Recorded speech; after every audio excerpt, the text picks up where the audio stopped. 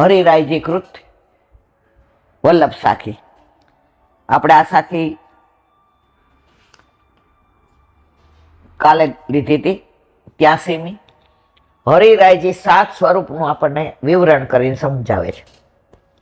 83 પ્રૌઢ ભાવ ગિરિવર ધરણ શ્રી નવનીત દયાલ શ્રી મથુરાનાથ નિકુંજપતિ શ્રી વિઠ્ઠલેશ સુખસાલ શ્રી વલ્લભ વિઠ્ઠલેશ સુખસાલ. કાલે આપણે આ જોયું પ્રૌઢ ભાવ ગિરિવર ધરણ. હવે આ નિકુંજ નાયક શ્રીજી બાવા કિશોર ભાવની વાત કરી કે આ બે ઓલા ગલોચા કેમ ફૂલેલા હોય છે. એમ શ્રીજી બાવા એ નિકુંજ નાયક કિશોર ભાવનું સ્વરૂપ. આપણે પ્રાગટ્યની બધી વાત કરી. આજની તારીખમાં શ્રીજી બાવા જતા હમણાં થોડા વખત પહેલાની જ વાત છે. લીંબુની જરૂર હતી. હવે આખા ગામમાં ક્યાંય લીંબુ જોઈતા તેટલા ન મળ્યા. ઠાકોરજીએ સ્વપ્નમાં 12 વૈષ્ણવને કીધું અને એ લીંબુ લઈને આવ્યા. આ બધાય બધું જાણો છો એટલે મારે વાર્તા કે આખી વાત નથી કેવી. તો શ્રીજી બાવા સાક્ષાત નંદ યશોદાજીના ઘેર સારસ્વત કલ્પના રમતા ખેલતા આરોપતા એ જ સ્વરૂપ ગિરાજી ઉપર હતું. અને એ જ સ્વરૂપ અજબ કોરીનું વચન નિભાવવા માટે અહીંયા આવ્યું છે. ક્યાં? સિંહાર, જેને અત્યારે આપણે નાથ દ્વારા કહીએ છીએ. આજની તારીખમાં જે ભોગ ગુસાઈજીએ નક્કી કર્યા એટલો જ નેગ આવે છે. તમે શ્રીંગારે જુઓ. વાંકે અંબોડે શ્રીનાથજીને સુંદર શ્યામ સ્વરૂપ વલ્લભ સુત સેવા કરે હરિની શોભાતણો. એમાં આખા બધા શ્રૃંગારનું આવે છે કે કંઠમાં માળા ને. નાના હતા ને તો અમને બહાર ને કાકા વર્ષમાં એકવાર શ્રીનાથજી લઈ જાય અને એકવાર વ્રજમાં લઈ જાય. તો અમે નાથ દ્વારા દર્શન કરવા ગયા. નાના આવડા હોય તો પેલા ખબર નહોતી પડતી. પછી સેજ મોટા થયા ને તો બહાર નીકળીને મેં તો બા આટલી બધી માળા પહેરાય. મેં કીધું કાંઈ લગન બગનમાં હોય તો તું અમને એક મોતીની માળા દે ને એમ કઈ બીજી. તો કે આ ગાંડી એક તો પહેરી છે તો આટલા બધા માળા સોના ચાંદી હીરા મોતી માણેક ને પરવળ. હવે ત્યારે નાના એટલે સમજણ ન પડે. પણ અમારી ભેગા એક વૈષ્ણવ હતા એટલે હું હઈશ મને લાગે 12-13 વર્ષની. એટલે રાતના અમે બધા સૂતા હતા એટલે એ બેનને ઊંઘ નહોતી આવતી. આમ દૂરના મારા માસી થાય એટલે હું ને એ બે હારે સૂતા હતા નીચે. પેલા ક્યાં આવું હોટેલ ને આવું બધું ધર્મશાળામાં નીચે પાથરીને હોઈ જવાનું. એટલે અંબે મને કે તું બેટા કહેતી હતી ને બેબી આ બધું વલ્લભે ભાવ સહિત આપ્યો છે. હરામ બરોબર ત્યારે મને કાંઈ સમજાણું હોય તો. પણ ઓલા માસી મોટા એટલે આપણે હા કરીએ. પછી સમજાણું મને કે દરેકનો ભાવ હોય. ચંદ્રાવલીજીનો ભાવ, લલિતાજીનો ભાવ, સામનેજીનો ભાવ, સોનાનો ભાવ છે. આપણે તો અડધેથી હોઈ ગયા. ધીમે ધીમે સમજાયું કે જુઓ તમે ઠાકોરજીએ કર્ણપો લઈ એક ધારા ન કરે. મત્સ્ય હોય ને મકરાકૃત હોય ને મયુરાકૃત હોય ને લટકણ હોય ને એ બધા નામ લખ્યા હોય, લોલક હોય ને બધું લખેલું હોય છે. તો ઠાકોરજીને કિશોર ભાવ છે એટલે આજની તારીખમાં પ્રભુને એવા શ્રૃંગાર આવે. તો પ્રૌઢ ભાવ ગિરિવર ધરણ નવનીત દયાલ બાલ સ્વરૂપ.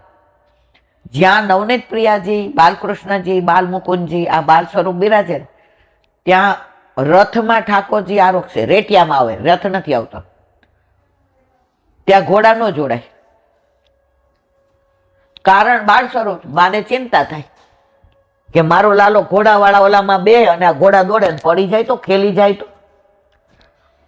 તો બીજું છે નવનીત દયાળ. એનું પ્રાગટ્ય આપણને ખબર છે કે પેલા ક્ષત્રાણી માવનમાં રહેતા હતા,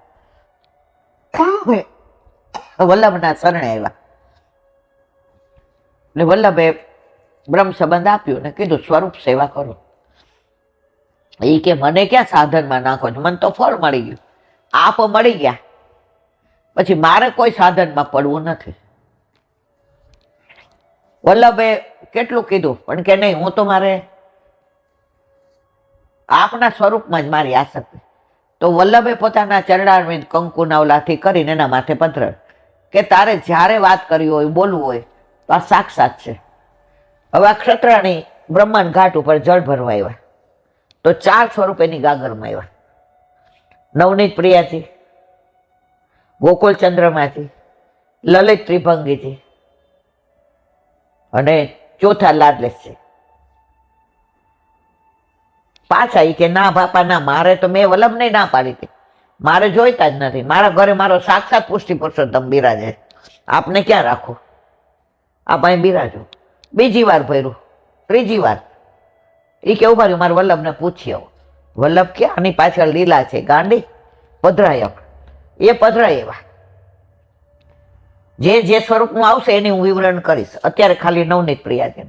તો નવનીત પ્રિયાજી જે 4 સ્વરૂપ પધરાવ્યા એમાં નવનીત પ્રિયાજી વલ્લભે ગજન ધાવન ઉપર પધરાવ્યા, જે આગ્રામાં રહેતા હતા.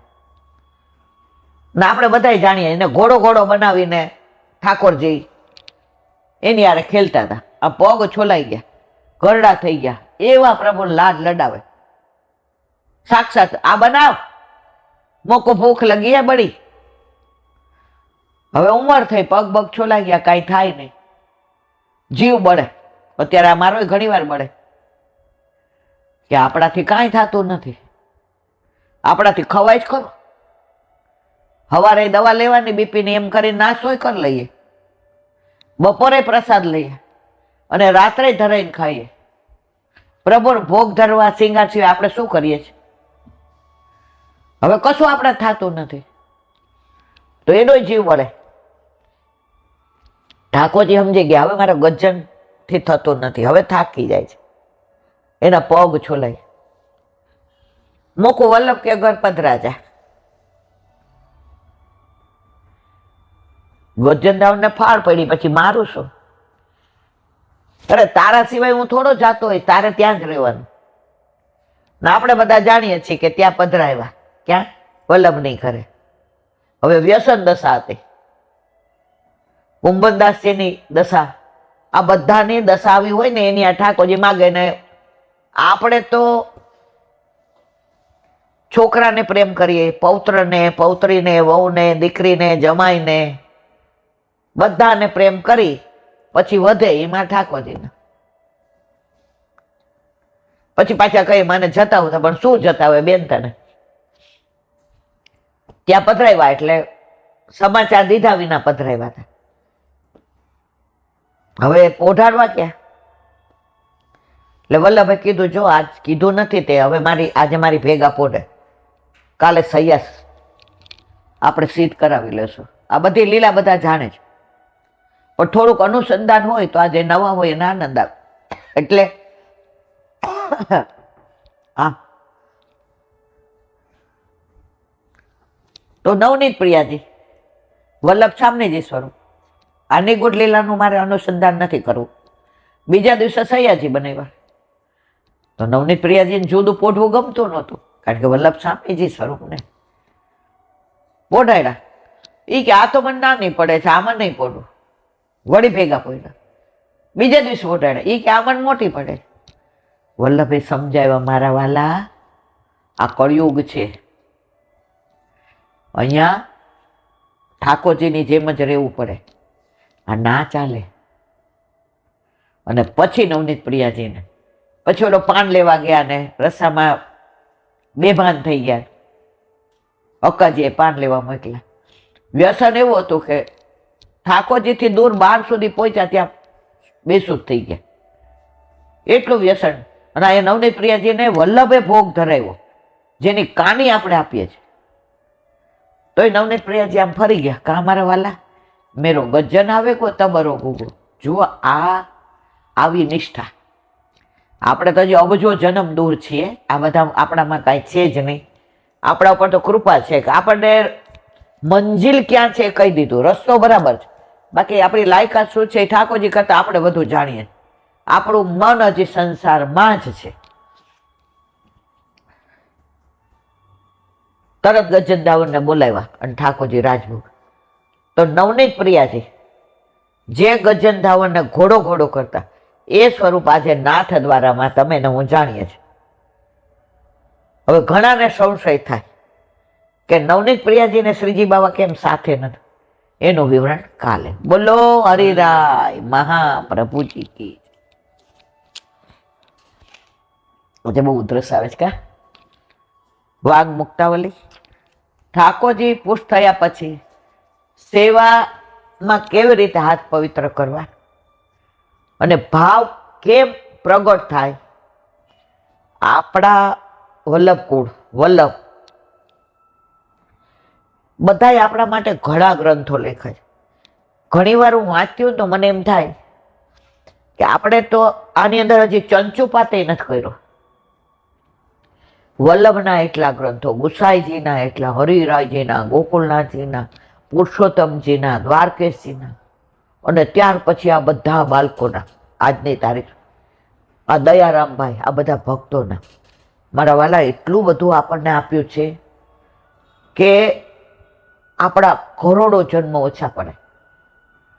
અને આપણે ઓલો 1 કલાક સત્સંગ કરી રાજી થઈ જાય કે અમે સત્સંગ કર્યો. આજે પ્રભુએ 24 કલાક આપ્યા છે, એમાંથી આપણે હું પ્રભુ માટે કરી શકીએ છીએ. પણ મન રાજી એટલે રહે છે કે રસ્તો બરાબર છે. વલ્લભે જે રસ્તો બતાવ્યો ને એ રસ્તે ચાલીએ છીએ, આડાવડા નથી જતા. હમણાં એકવાર એવું થયું, 3-4 મને બીમાર પડે 2 મહિના થયા, એના 2 મહિના 3 મહિના પહેલા ગામડાનો કહેવાય, શેરનો કહેવાય, એમાંથી એક બેનનો ફોન આવ્યો. એલા બેન મારા ઘરે રામ રાજ્ય એટલું બધું સારું ને ખેતી ને બધું છે, તો અમારા ઘરે રેણી કેણી તમે જુઓ તો બધું ટીવી ને ફ્રીજ ને, અમારા ઘરે 2-3 ગાડી ને હાથી છે, એ કે ટ્રેક્ટરે છે. મારા મિસ્ટર પરદેશ ભણીને આવ્યા તોય અહીંયા એ કે ખેતી, કારણ કે એને આમાં રસ પડ્યો છે અને હું પ્રેમથી અહીંયા રહું છું. હવે અમારા ઘરમાં એ કે એટલું આનંદ, ઠાકોરજીમાં 8 યામની સેવા. હું ને મારા સાસુ કે ઘણી વાર કે નવા રીંગણ આવ્યા હોય કે નવી વસ્તુ આવી હોય તો વાડીએ નવું કાંઈ આવે ને અને ત્યાં રસોઈ થાય ને, કરવા વાળી હું ને મારા સાસુ છે. મારા સાસુ તો ભગવદી એટલા છે કે મને આ ઘરમાં આવવાનો બહુ આનંદ છે, તો પ્રભુને ત્યાં પધરાવી જાય છાપીજીમાં. અને અમારી વાડી તમે જુઓ ને, આંબા એટલા કે ઓલા કેરી એટલી ને, લીંબુ ચીકુડી ને, અને બધા શાકભાજી ને, અનાજ ને.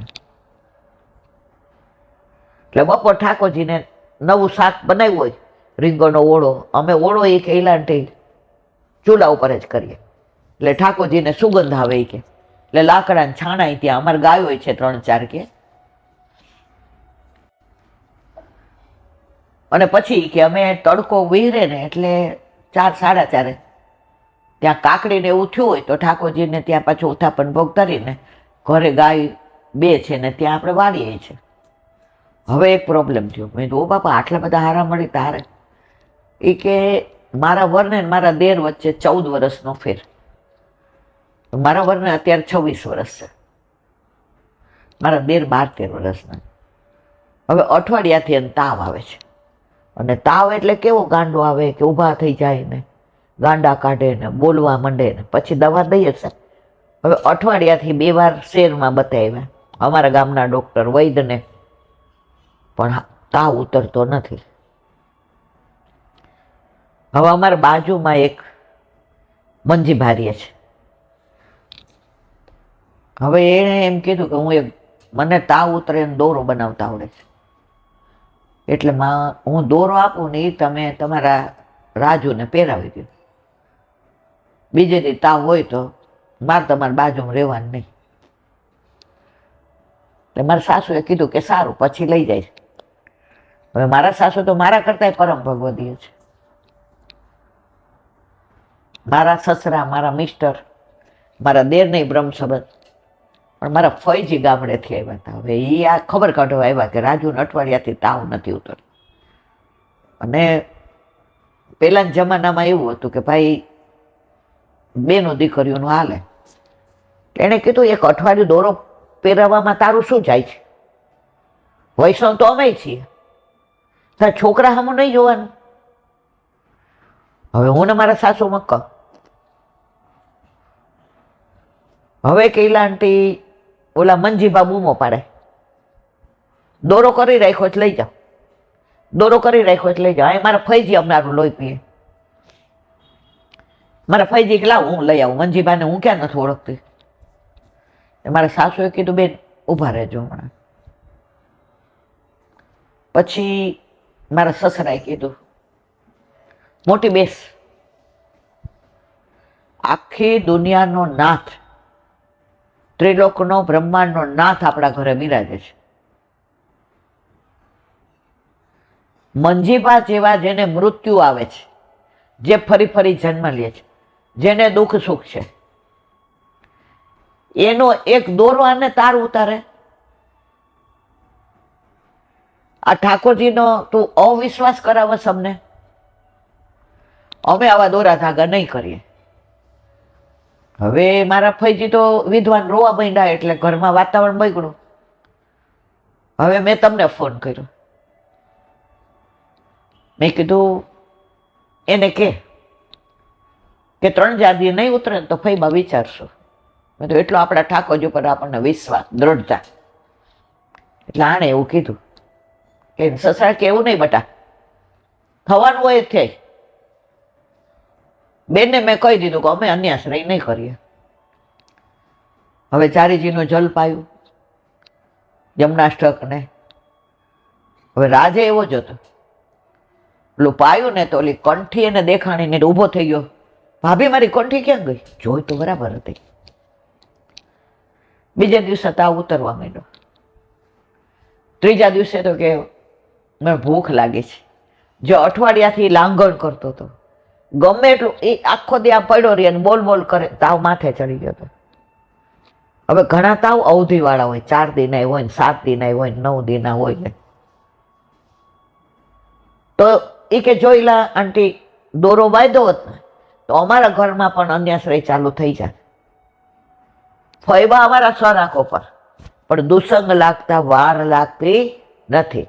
અને તમારું વાતાવરણ આજુબાજુ એવું હોય ને કે તમને દુસંગ કરાવે ને કરાવે, પણ જો ત્યારે તમે દ્રઢ રહ્યો ત્યાં ઠાકોરજી કે બાકી બધી જવાબદારી મારી. હવે ક્યાં હતું ને ક્યાં પાછું. સેવા તુષા સમાત્વાત શૈવાંતેન વિલક્ષણ ફલતાત પ્રકરારામ પશ્ચાદ્વાવિતયોચ્યતે. એનું ગુજરાતી. સેવા તો માનસી એક સરખી જ છે, માટે ફલરૂપ થયા પછી પણ એવી જ રહેવાની, વિલક્ષણ થશે નહીં. જે સેવા નિરંતર કરવામાં આવતી હોય તે જ સેવા પ્રભુની કૃપાથી ફલરૂપ બને. આપણા ઘરે એક દી ઠાકોરજી ન હોય તો ઘરમાં કેવું વાતાવરણ થઈ જાય. સવારે ઉઠીને કરવું શું? રસોડામાં મંદિર પાસે જાય એટલે નિશાસો પડે. કઈ બનાવવું હોય તો ઓલું શું કહીએ, ઠાકોરજીને આજે કયો શાક, ઠાકોરજીને આજે શું મીઠાઈમાં બનાવશો, ઠાકોરજી માટે મેવો લાવ્યા, ઠાકોરજીને દૂધ કર્યું, ઠાકોરજીને ખીર કરી. આજે ઠાકોરજીને મગની દાળ કે તુવેરની દાળ કે પંચવટી દાળ. આપણું ધ્યેય, આપણું સર્વસ્વ ઠાકોરજી થઈ ગયા છે. તો માનસી સિદ્ધ થયા પછી સેવામાં ફેર નથી પડતો, સ્વરૂપ આપણામાં ફેર પડી જાય છે. આપણે પછી એના તન્મય થઈ જાય, આપણે બીજામાં રસ નથી. અત્યારે તો આપણે એમ કહીએ કે મારા કાનમાં ઘણી વાર ધાક પડી જાય ને તો ન સંભળાતો હોય, તો આ લોકો વાતો કરતા હોય ને તો પેલાનો સ્વભાવ હોય તરત કહું ધીમે ધીમે કેમ મન કયો. હવે હું રાજી થાઉં છું કે હાસ કાંઈક મને પૂછવાનું હવે થારું, નહીં તો મારે જવાબ દેવો પડશે. અને મને એક ભગવદીએ શીખવાડી દીધું, ક્યાંય વ્યથા ન કરવી. કાંઈ પૂછે, બેટા તમને યોગ્ય લાગે, તને મજા આવે એવું કર. આ બધામાં જેટલું મનને ખેંચી લેશો ને મનમોહનમાં, મને ગમતું નથી રે ભવનમાં, મારું મનડું મનમોહનમાં. ગાવાનું સારું લાગે, બાકી હજી આપણે ત્યાં પહોંચ્યા નથી. જે સેવા નિરંતર કરવામાં આવતી હોય તે જ સેવા પ્રભુની કૃપાથી ફલરૂપ બને છે. એટલે સેવામાં કાંઈ તફાવત પડતો નથી. એટલા માટે સેવાના બધા પ્રકાર ફલરૂપ છે, કેમ કે આ પ્રકારો ફલરૂપ માનસી સિદ્ધ થયા પછી જ થાય છે. તમને માનસી એકવાર સિદ્ધ થઈ ગઈ પછી તમારે બીજું કાંઈ કરવાનું રહેતું જ નથી. પણ ત્યાં સુધી પહોંચતા કેટલા જન્મ. મને ઓલા અસારવામાં બેન મળ્યા હતા જેના રણછોડલાલજી મહારાજજીની વાત કરી હતી. એણે એ જ કીધું, એ કે હજી આપણે ક્યાં છીએ. મેં તો ક્યાં છીએ ને ક્યાં જવાનું એ બધું છોડો. કેટલા અહીંથી રાજકોટ જવું હોય તો વાયા સુરેન્દ્રનગર જવાય, વાયા લીંબડી જવાય, ઘણા રસ્તા. ગાડીમાં જવાય છે, બસમાં જવાય, ટ્રેનમાં જવાય, ટેક્સીમાં જવાય. આપણને વલ્લભે કહી દીધું તારે આમ જ જવાનું ના રસ્તે. હવે મંજિલ ક્યાં છે એ ખબર છે, આપણે પહોંચશું કે નહીં આ જન્મમાં પહોંચવાના જ નથી. પણ પુષ્ટિ માર્ગની વિચક્ષણતા શું છે ખબર છે? આ જન્મમાં 70% સુધી પહોંચ્યા અને લીલામાં પહોંચી ગયા. તો આવતા જન્મમાં બીજા ધર્મની જેમ નહીં એકડે એકથી આપણે 71 થી જ ચાલુ કરવાનું છે. એટલે હું તો આનંદમાં જ રહું છું કે ભાઈ જો સંસારમાં સત્સંગ કરીએ એટલી વાર નક્કી કરી લઈએ કે આપણે કાંઈ પડવું નથી, પણ બહાર જઈએ એટલે નવે નાકે દિવાળી. પણ આનંદ એ વાતનો જ કે અમારી મંજિલ ક્યાં છે એ ખબર છે અને અમારો રસ્તો બરાબર છે. પછી અમે હાલતા હાલતા જઈએ. મેં ઘણા એવા વૈષ્ણવ જોયા છે કે ઠાકોરજી આપણા પછી પુષ્ટ કરાવ્યા હોય અને જેનો ભાવ આઠે આમની સેવા બહારનું છોડી દીધું હોય અને હાથે વસ્ત્રો ને હાથે આભૂષણ ને બને એટલું બહાર જવાનું નહીં. મેં એ બેનને એકવાર કહ્યું, મારથી નાની જ 34 વર્ષની. મેં કીધું અમે હાલીને દાદરા ચડીએ 10મે માળે, એટલે હજી અમે તો તળેટીમાં છીએ. તો લિફ્ટમાં 10મે માળે પહોંચી ગઈ બેના, એના રંજના જ. મને કહેલા આંટી પહોંચી કે નહીં એ તો વલ્લભ જાણે, પણ મને હવે મારા પ્રભુ સિવાય કોઈમાં રસ નથી, કોઈ વાતમાં રસ નથી અને કોઈ નામાં રસ નથી. હું ભલી, મારા ઠાકોરજી ભલા, અને મારા લાલાએ લીલા કેવી અદ્ભુત કરી કે મેરેજ થયા ને 10 વર્ષમાં મારા વર પહોંચી ગયા. બહુ આગ્રહ કર્યો. મા બાપે, સાસુ સસરા તો ભગવાનના ઘરનો માણસ છે. મારા મા બાપ મને કદાચ 0.1% મારા અત્યારે એ એટલા સેવામાં અનુકૂળ છે. તો હું તો સત્સંગ કરીએ રાત્રે, તમારું સાંભળીએ, પછી પાછું બધું વાંચીએ કરીએ.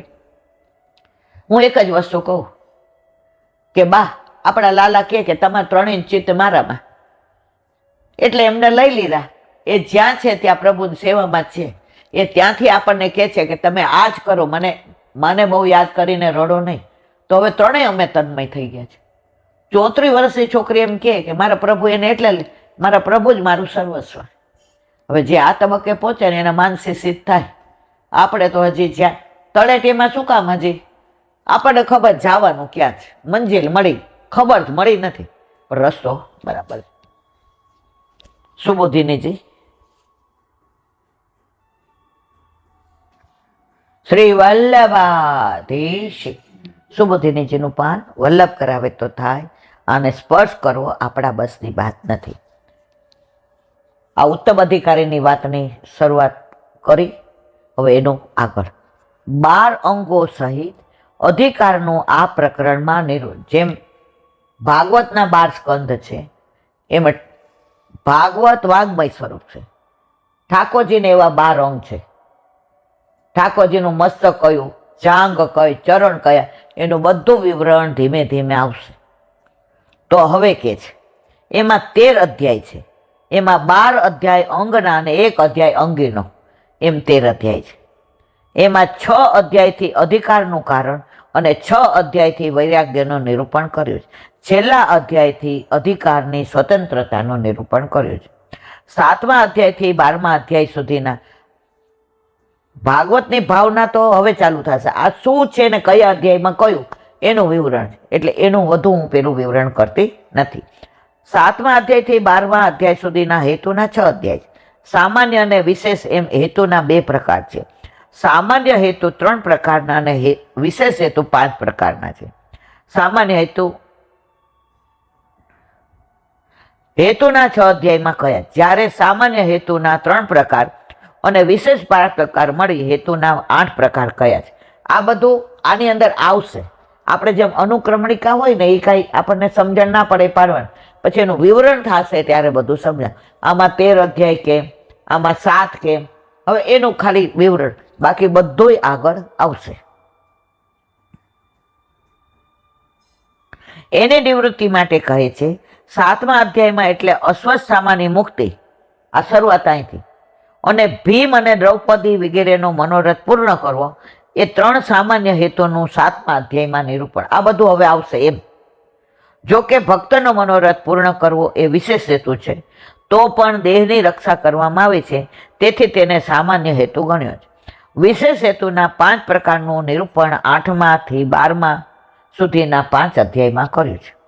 આ પ્રકરણમાં કથાના શ્રવણ અને કીર્તનરૂપ ઉત્તમ અધિકારીનું નિરૂપણ સ્વતંત્રપણે કરવાનું છે. આ અધિકાર હેતુ અને વૈરાગ્ય સહિત હોય ત્યારે ઉત્તમ અધિકાર થાય. આ બધાનું વિવરણ આવશે. આ ફક્ત અનુસંધાન છે. તેમાં હેતુ ભગવાન છે. દરેકનું સુબોધિનીજી એટલે કે ભાગવતમાં મૂળ ભગવાન છે. કારણ કે વ્યાસે આટલા પુરાણો લખ્યા, એમાં ભગવાનને ગૌણ ગણ્યા હતા. નારદજીના સત્સંગથી હવે કે છે તમે સમાધિ ભાષામાં જે લીલાના દર્શન કરો એ કયો. એટલે દરેકમાં હેતુ કોણ? ભગવાન. મૂળ કોણ? ભગવાન. મુખ્ય કોણ? ભગવાન. કારણ કે ઉત્તમ શ્રોતાના રૂપમાં ભાગવતના શ્રોતા પરીક્ષિત રાજાનું ભગવાને અતિ પરિશ્રમથી રક્ષણ કર્યું.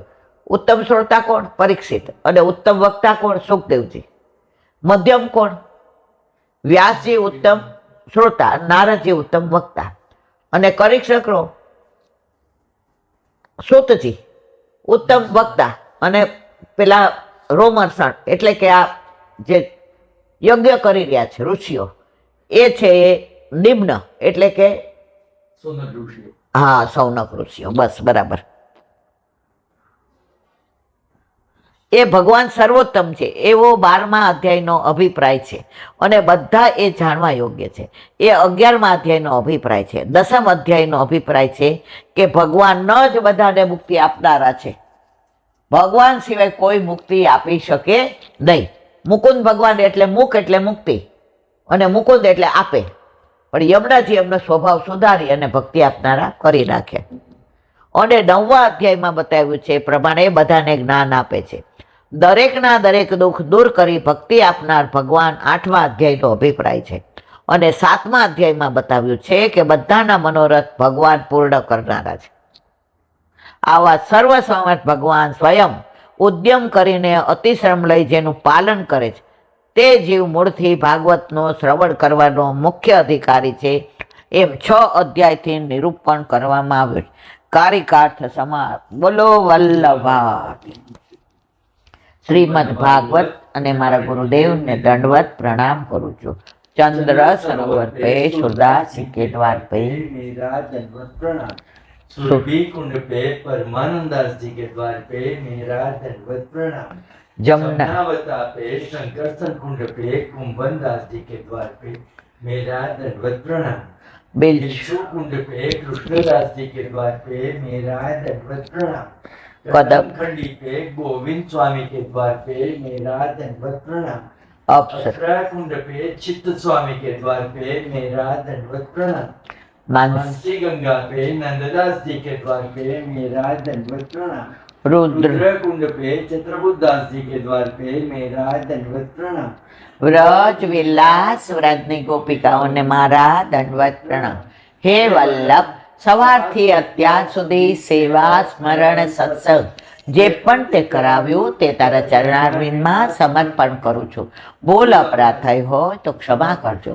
બોલો વલ્લભાધીશ કી જય.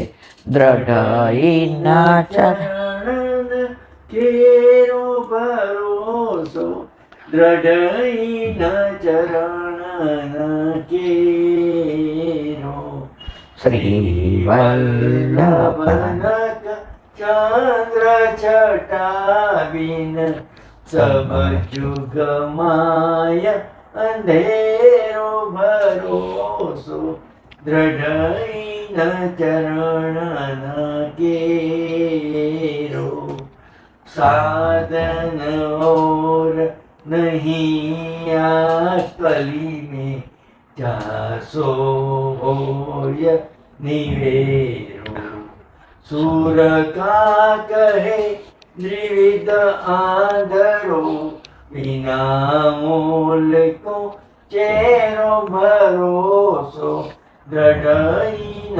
ચરણ દ્રઢઈન ચરણ દ્રઢઈન ચરણ કેરો. શ્રી વલ્લભાધીશ કી જય. આજનો આ સત્સંગ મારા વલ્લભના ચરણારવિંદમાં સમર્પણ કરું છું. ભૂલ અપરાધ થઈ હોય તો ક્ષમા કરજો. આ મારા વલ્લભની વાણી અને ભૂલો એ મારી. બોલો વલ્લભાધીશ કી જય. બધાય વૈષ્ણવને જાજા કરી જય શ્રી કૃષ્ણ. જય શ્રી કૃષ્ણ.